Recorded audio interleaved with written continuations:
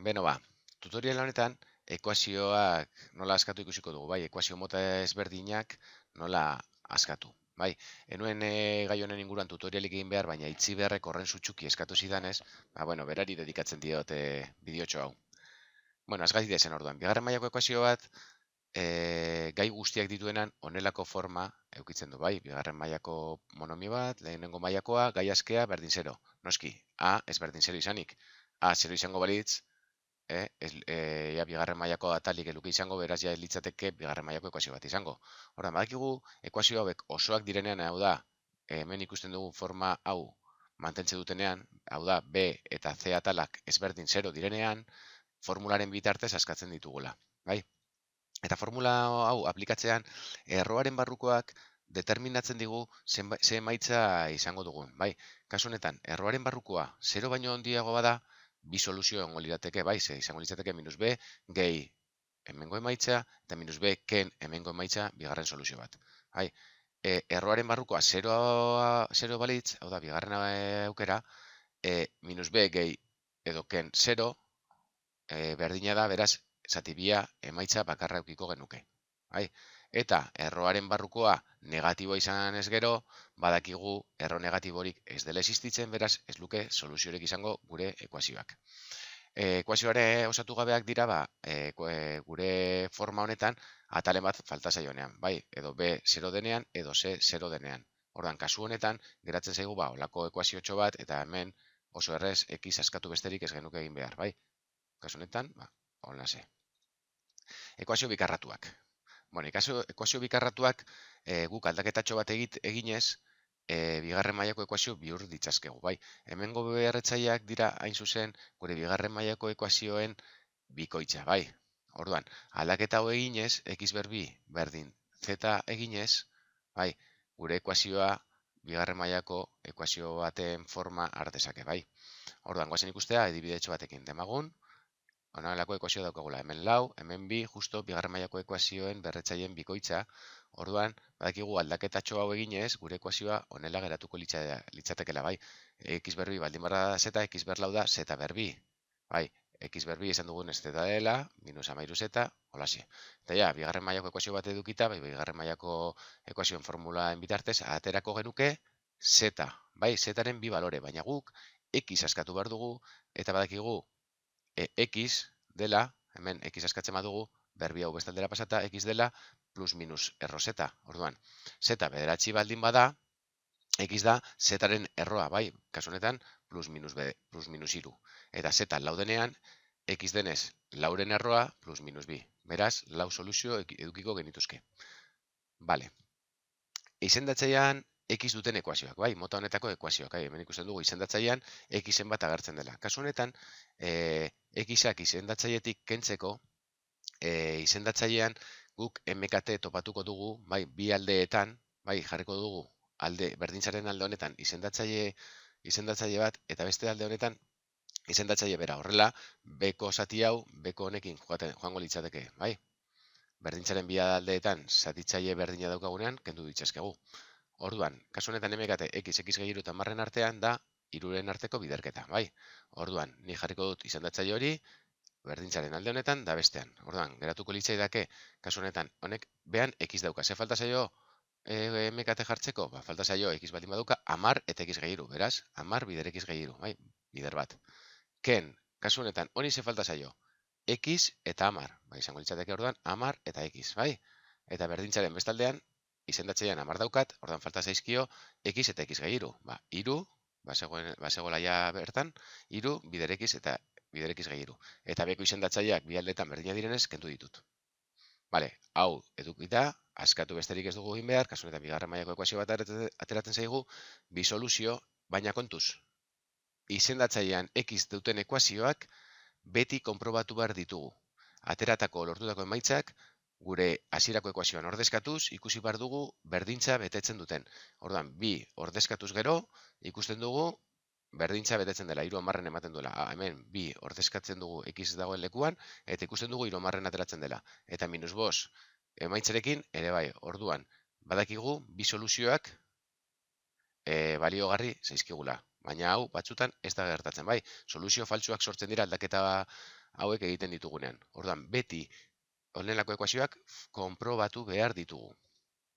Ekuazio errodunak. Hau biei adibide pare batekin ikusiko dugu. Demagun, erro bat agertzen zaigula gure ekuazioan. Kasu honetan, honelako ekuazio bat, ekuazio errodun bat da, ez? Orduan, hau askatzeko erroa daukan zatia utzi behar dugu bakarrik gure berdintzaren alde batean. Kasu honetan, utzi dugu berdintzaren eskerrean eta bi hau orduan beste aldera pasatu dugu kentzen.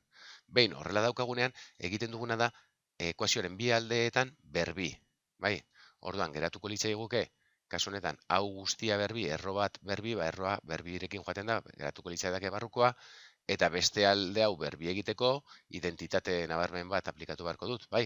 Lehenengoaren karratua, kenbi aldiz lehenengo berbigarrena, bale? Eta ja, honela edukita ikusten dugu ja, erroa desagertu zaigula. Orduan, hau, garatu besterik ez dugu egin behar, askatu, eta kasu honetan, bi emaitza aterako zaizkigu, bai? X3 eta X berdin minuserena. Hemen ere erroak agertzen zaizkigunean soluzio faltsuak agertu daitezkenez egiaztatu behar ditugu emaitzak. Orduan, 3 hau gure ekuazioan ordezkatzen dugu eta ikusten dugu berdintza betetzen den. Bai? Kasu honetan, 3 ordezkatuta berdintza betetzen da. Baina, minuserena ordezkatzen badugu hemen, frogatzen dugu eta ikusten dugu berdintzaren alde honetako emaitza eta berdintzaren alde honetakoa minus bieren eta 14eren ez direla berdinak, beraz, berdintza ez dute betetzen, orduan minuserena ez da soluzio. Orduan, kasu honetan, soluzio bakarra edukiko genuke. X berdin 3 alegia. Beste adibidetxo bat erroekin. Kasu honetan, bi erro agertzen zaizkigunean, erro bat utzi behar du alde batean, eta bestea beste aldean. Bai, alde bakoitzan erro bat utziko genuke. Kasu honetan, erro 6ken X beste aldera pasadet, eta geratu zait, honelako ekuazioa daukat berdintzaren alde batean erro bat, eta berdintzaren bestean bestea. Orduan hau eskatzeko ere, bi atalak berbi egingo dugu.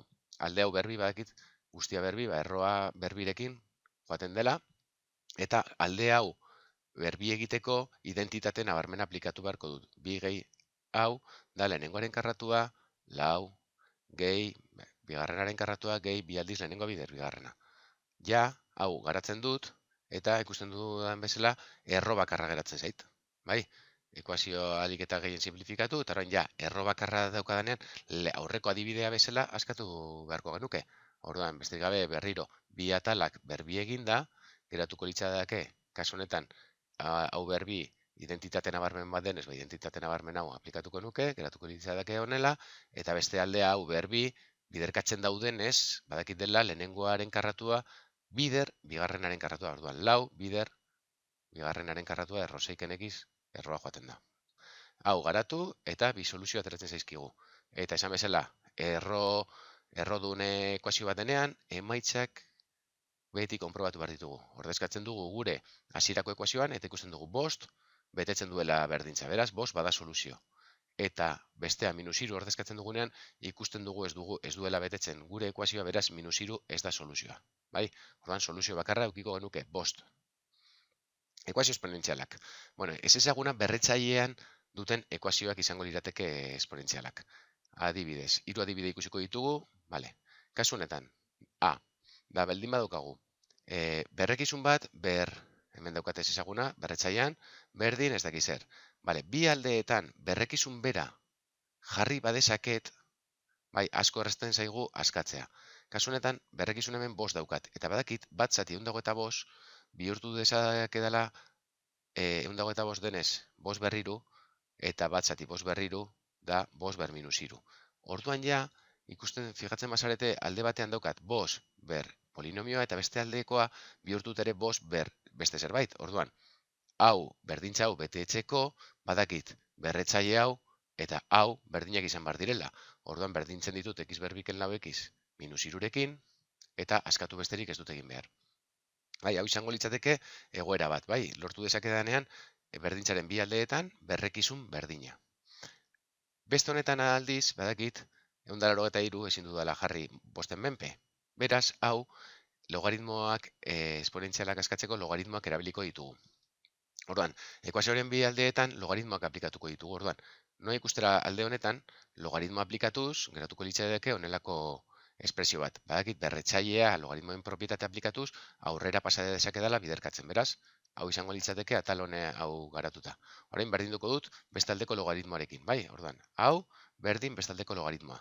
Orain, hau askatzeko, x askatzeko alegia, logaritmo hau dago biderkatzen, bestaldera zatitzen. Eta geratzen zait x gehi bat, gehi bat hau dago gehitzen, bestaldera kentzen. Eta hau askatzeko kalkulagailua erabiliko genuke, bai? Gure kalkulagailuak logaritmoak kalkulatzen dituenez, hau askatu eta emaitza daukagu. Beste kasu honetan, daukadanean ere, olako espresio bat hiru ber x gehi bi adibidez, badakit, aplikatuko dut, zati hau ikusiko dugu orain, nola garatu, bai, garatuko dut, berdintzaren alde hau, baina lehenengo, zatitxo nahi dut arretaz begiratzea, bai. Ni baldin badaukat, hiru ber x gehi bi badakit, berreketen propietateak aplikatuz, hau dela hiru ber x bider hiru ber bi, bai. Ze badakit berrekizuna berdina denean, berretzaileak batu egiten direla, orduan hiru ber x gehi bi. Orduan, geratuko litzateke honelako espresio bat, bai, bederatzi bider hiru ber x. Bai, orduan, atal honetan, falta zitzaidan hiru x, bale, espresio hau jaratuta, hiru x, gehi, lehen borobil gorrian kalkulatu duguna, bederatzi bider hiru x, bai, orduan geratzen zait, hiru ber x, gehi, bederatzi hiru ber x, zenbat hiru ber x dira, 10 hiru ber x, bai? Bale, eta hau, ja, berdintzaren bestaldekoarekin berdintzen dut, 80ekin, eta askatu besterik ez daukat, bai? 10 bestaldera, hiru ber x geratzen zait berdin bederatzi, orduan, hiru ber zer da bederatzi? Hiru ber bi, orduan bakitek dela bi. Bale, eta ekuazio logaritmikoak amaitzeko, ez ezaguna logaritmoaren adierazpenaren barruan duten ekuazioak dira, bai? Eta logaritmoen propietateak aplikatuz askatuko lirateke. Kasu honetan, logaritmo, hauxe bai, badakit, hau betetzeko logaritmoen propietatea dela hiru ber emaitza, eman behar dela logaritmoaren barrukoa. Hori planteatzen dut hiru ber bi, berdin logaritmoaren barrukoa, oso ekuazio simplea, askatu eta emaitza lortzen dut. Beste adibidetxo hau. Bos, badakit logaritmo honetan, bos ber 0, eman behar dela logaritmoaren barrukoa, lehen bezala.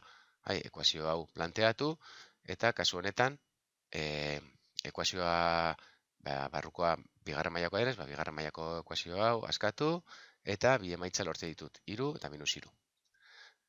Azkena, hau falta zitzaidan, bai. Dauzkadanean, biderkagai ezberdinak, bai, berdin 0, bai. Badakit, biderketa hau 0 mateko aski dela hauetako bat 0 izatea, bai. 0 bider edo zer gauza 0 delako, bai. Orduan, beraietako bat 0 izan da, badakit ja ekuazioa betetzen dela, bai, ekuazioak 0 ematen duela.